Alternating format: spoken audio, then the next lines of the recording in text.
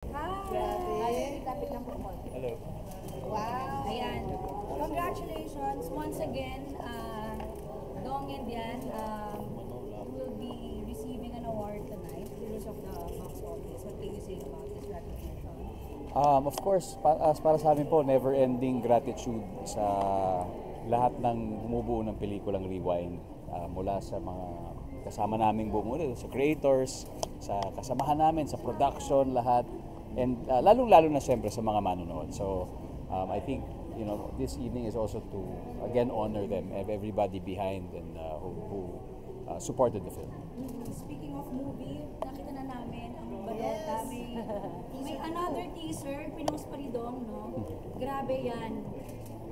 Speechless nung napanood ko yung teaser. Parang nakasakay ka sa tricycle.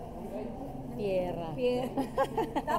tapos tumakbo ka sa talahib. Grabe. So, patikim pa lang yun. I'm sure marami pang ipapakita sa pelikula.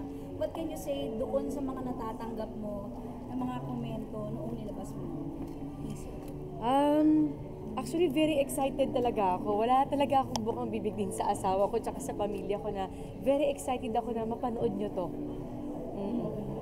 Dong, how proud are you nung napanood mo yung post? Hindi ko pa napapanood yung buong pelikula pero doon pa lang sa mga picture na pinakita niya tsaka sa short clips, alam kong magiging kakaibang Maria talaga.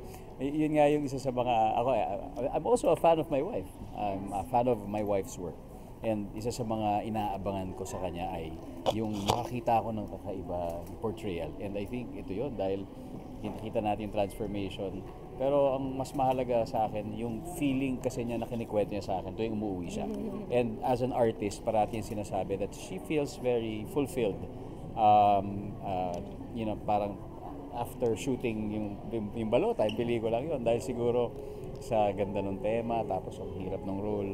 So, yung kinikwento yun. At dahil doon, proud ako sa kanya. Kahit hindi ko pa napapanood yung pelikula. Yan, actually, di kami sanay na ganun yung itsura mo sa mga... Parang ikaw lang yung magandang pinupug eh. Oo nga Ay, nabol eh. Bakit Kasi ganon? hustisya. Oo, yun na yung mga comment. Nasaan ang hustisya? Ba't yun?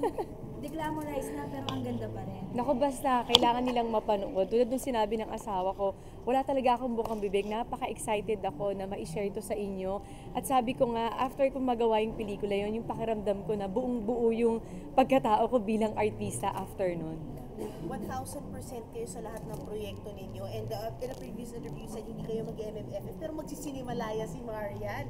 Where will we see you yan pagkating ng Cinemalaya season next month? Birthday month. Ay, oo. Birthday month Parang ninyo. birthday. Yes. Actually, bunugan yata. Parang babagsak ta sa birthday week niya yung buong festival. Before her birthday, actually. Parang before, a little, Actually, a day. August 11 A yung day or awarding. two before her birthday yung awarding. So, dahil mahalaga sa kanya tong festival na ito, mahalaga sa pamilya namin, doon iikot ang mga birthday plans doon sa Cinemalaya Festival. And kakaibang celebration for us.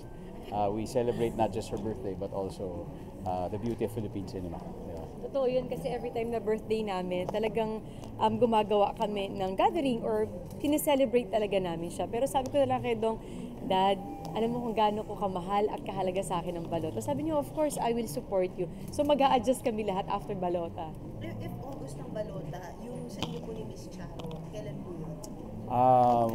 Wala pang playdate pero malalaman niya siguro very soon. Di-discuss namin. Actually bukas, malaman ko. Nagpasalamat siya sa iyo for that, for saying yes to that. Oh, nako, matagal. Alam niyo bang parang at 6 years in the making yata yung pelikulang yun. And I think ngayon talaga yung saktong panahon para nagawin siya. And grateful ako na nagawa ko ang gantong klaseng pelikula, of course, with none other than Miss Charo para sa akin.